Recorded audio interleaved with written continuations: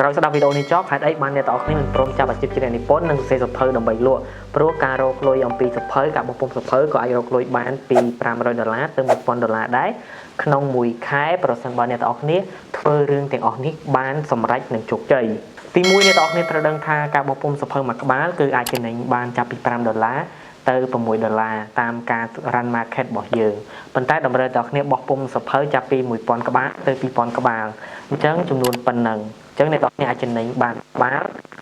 ពី$5ទៅ$6អញ្ចឹងចំណេញច្រើនមែនទែនអ្នកទាំងគ្នាអញ្ចឹងសៀវភៅមួយក្បាលចំណេញ$5ទៅ$6អញ្ចឹងអ្នកទាំងគ្នាអាចចំណេញបានរហូតដល់បើលក់មួយខែបាន100ក្បាលអ្នកទាំងគ្នាបានរហូតដល់$500ទៅ$600ហើយបើសិនអ្នកទាំងគ្នាលក់បាន200ក្បាលអ្នកទាំងគ្នានឹងបានលុយរហូតដល់ចំនួនតោះគ្នាគឺលក់បានច្រើនមែនទែនគឺបានចំនួនចាប់ពី$1000ទៅ$1200អ្នកទាំងគ្នាបានលុយច្រើនមែនទែនអំពីការលក់សៀវភៅ